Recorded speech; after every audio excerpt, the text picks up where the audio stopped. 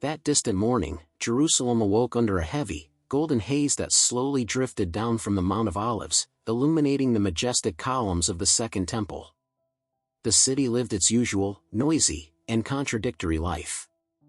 Along the narrow, stone-paved streets, streams of people were already moving. Merchants carried fresh vegetables and hides, pilgrims in dusty clothes looked around with reverent awe, and Roman legionnaires, whose armor glinted coldly in the sun, looked haughtily at the crowd, reminding everyone who the true master was here. Among this sea of people, two figures stood out, moving toward the temple, the center of all spiritual and social life in Judea. One of them walked confidently, his gait full of dignity and a sense of his own importance. He was a Pharisee, a man whose life was subject to the strictest regulations of piety. His name was Samuel, and he belonged to the elite that considered itself a living shield between the holiness of the Mosaic law and the encroaching pagan world. On his forehead and left arm were tightly fastened phylacteries, leather boxes containing excerpts from the Torah, and the edges of his mantle were decorated with long tassels, reminding him and everyone around him of each of the 613 commandments. Samuel did not just walk to the temple, he was performing a solemn procession of his own righteousness. For him, every step was a documented act of obedience to God. He knew that he was looked upon with respect, and this respect was pleasant to him, although inside himself he called it merely giving due to the true faith. At the same time, trying to stay as close to the walls as possible and avoiding direct glances, another man walked toward the temple. His name was Levi. He was a publican, a tax collector hired by the Roman authorities. In the hierarchy of Jewish society at that time, there was no creature more despised. To his fellow countrymen, Levi was not just a sinner, he was a traitor, a collaborator who fed on the tears of widows and the poverty of workers, taking a portion of the taxes for his own pocket. His clothes were expensive, made of fine linen, but he felt in them as if he were wearing filthy rags. In his ears, the curses he had heard yesterday at the market and the crying of a woman from whom he had taken the last for the sake of the Roman quota and his own profit still rang. Something had broken inside his soul. Years of accumulating wealth had not brought him peace, only built a wall of icy loneliness around him. He came to the temple not because he considered himself worthy, but because his inner despair had reached its limit. He felt like a leper whose disease is invisible to the eye but eats away at the heart. Both entered the inner courtyard of the temple. Samuel, the Pharisee, walked almost to the very altar, to where his figure was clearly visible to all present. He stood straight, squared his shoulders, and raised his eyes to heaven. His prayer was not a request, it was a report of successes presented to the supreme judge. Internally, he rejoiced at how impeccable his life was. He began his speech with gratitude, but this gratitude was saturated with the poison of pride. He thanked God not for his mercy, but for the fact that God had created him so exceptional. He listed his virtues like an accountant summarizing a successful quarter. He was not a robber, not an adulterer, he did not break the laws of purity. In his mind, holiness was the sum of prohibitions that he successfully observed. He looked at the world as a gathering of unclean and ignorant people, and at that moment his gaze fell on Levi, standing in the distance. The Pharisee felt no pity for him. On the contrary, the sight of the publican caused him a surge of even greater self-satisfaction. He included this in his prayer, using the sinner as a dark background against which his own whiteness shone even more dazzlingly. He boasted of his fasting, which he performed twice a week, even though the law required fasting only once a year. He boasted of the tithe he gave even from the smallest herbs in his garden. Samuel was convinced that God was his debtor, and that the kingdom of heaven was the rightful payment for his impeccable resume. Meanwhile, Levi, the publican, froze by the very doors, not daring to cross the invisible line that separated him, the unclean, from the place of God's presence. He did not even raise his head.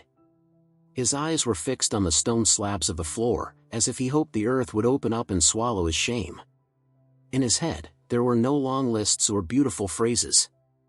All he felt was the unbearable weight of his own guilt. He saw his hands and saw on them the blood and tears of those he had robbed. He realized that he had no excuses. He could not say, "I did it for my family," or "those were the rules." He knew that he was a thief and a traitor. His prayer was a short, broken cry of a drowning man. He beat his breast, in the very place where, under expensive clothes, a heart wounded by conscience beat. God, be merciful to me, a sinner. That was all he could squeeze out of himself. In this short exclamation lay the recognition of complete surrender. He did not offer deals. He did not promise to become better, because he knew how weak he was. He simply entrusted his tormented soul into the hands of the one who, according to rumors, was more merciful than any human. At that moment, for Levi, neither the Pharisee, nor the crowd, nor the golden glitter of the temple existed. There was only him, his sin, and the infinite abyss of God's majesty, which he begged for a drop of forgiveness.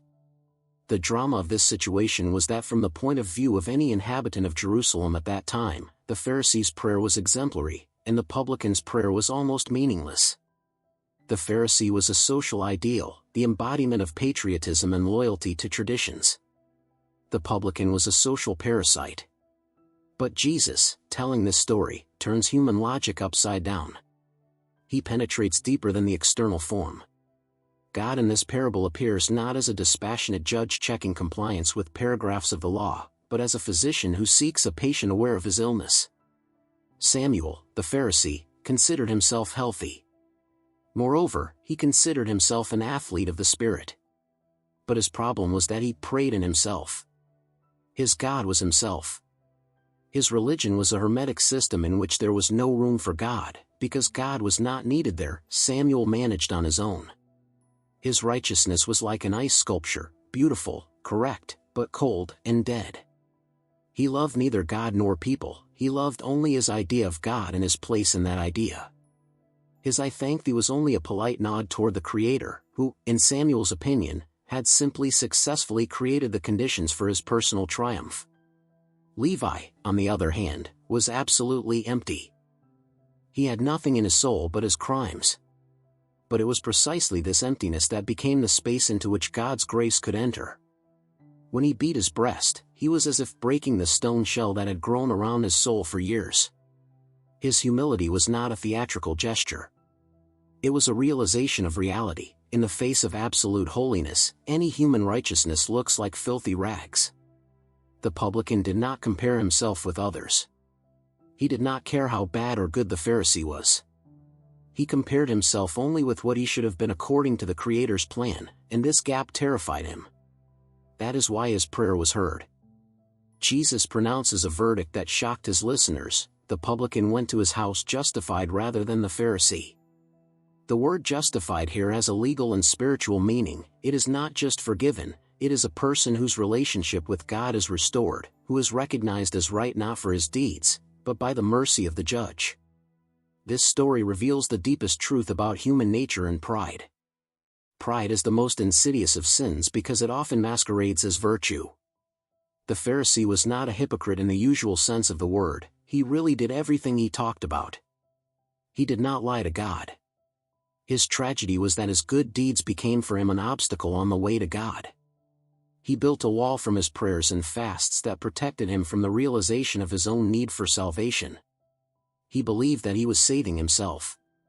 Levi, on the other hand, deprived of the opportunity to lean on his deeds, was forced to lean on God.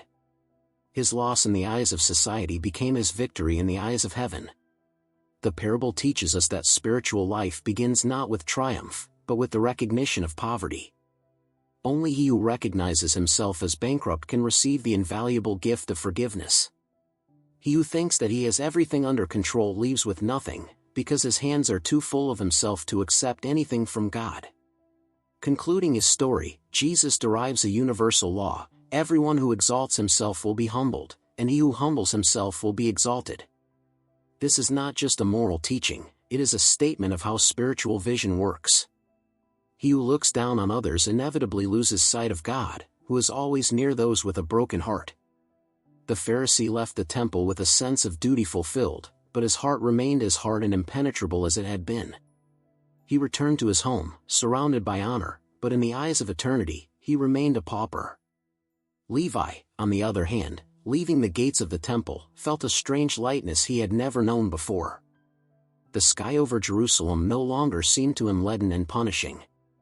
He was still the same Levi, a tax collector, and ahead of him lay many difficulties and, perhaps, the need to change his whole life, give away what he had earned, and seek a new path. But now he was not alone. In his soul, the light of justification flickered, which no human hatred could extinguish. He was forgiven.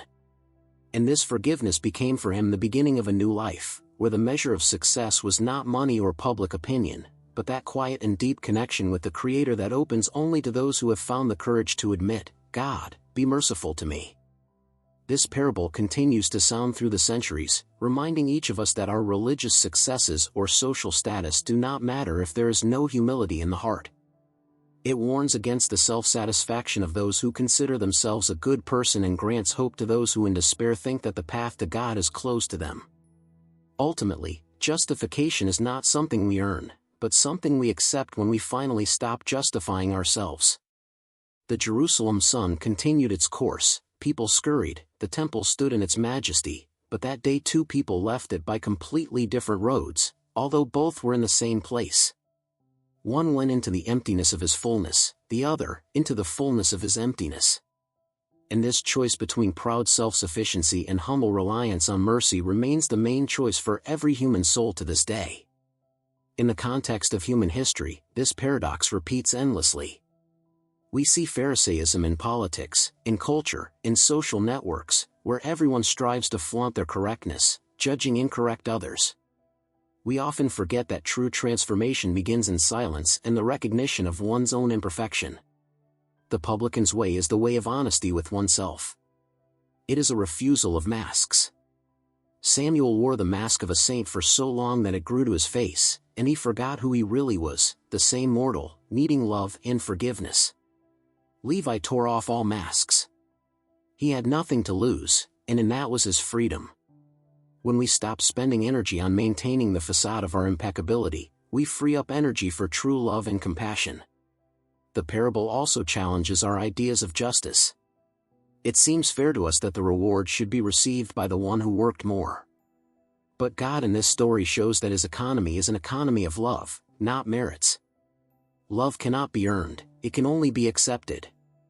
And he who realizes how little he deserves love values it most of all. The Pharisee did not value God's love, he took it for granted. Levi, on the other hand, accepted it as the greatest miracle. It is this transformation of perception that makes a person justified. He begins to look at the world not through the prism of law and condemnation, but through the prism of grace and gratitude. And in this small shift of focus lies the whole essence of spiritual salvation.